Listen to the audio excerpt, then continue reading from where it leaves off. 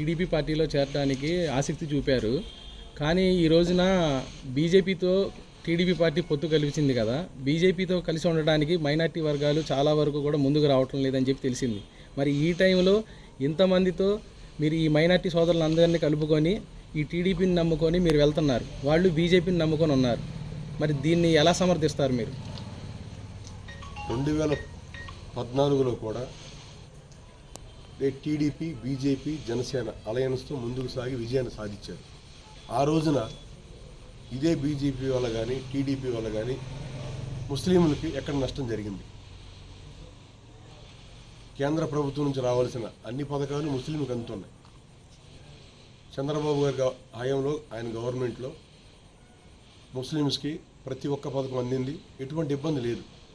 ఎక్కడ కూడా ముస్లింలు ఇబ్బంది పడింది లేదు, ఇబ్బంది పెట్టింది లేదు ఎవరు కూడా. ఇప్పుడు 2024లో పొత్తు పెట్టుకుంటే ఇటువంటి ఇబ్బంది జరిగిద్దని అలా అపద్ర భావంతో ఏ విధంగా ముస్లింలు ఉంటారు? టీడీపీ మనం చేసేది టీడీపీ ఆంధ్ర రాష్ట్రం. బీజేపీ వల్ల ముస్లింలకైతే ఇటువంటి నష్టం జరగలేదు 2014లో. అదేవిధంగా 2024లో కూడా ఎటువంటి నష్టం జరగదు. ఈ రోజున మొన్న అమిత్ షా గారు ముస్లిమ్స్ కూడా హిందువులతో సమాన హక్కు,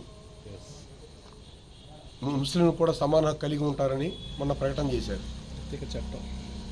ఒక చట్టం తీసుకొస్తానని ప్రకటన చేశారు. ఈ ఎన్నికల సమయంలో ఇలాగ తప్పుడు ప్రచారాలు చేసి ముస్లింల మనసుల్ని వేరే విధంగా మళ్లించి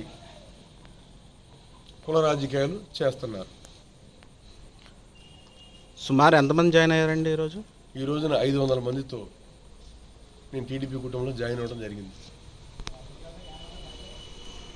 జీవి మాల్ ఫెస్టివల్ థీమ్ మాల్ పండుగలన్నీ జీవి మాల్ తోనే. మహా పండుగలు మెగా సేల్.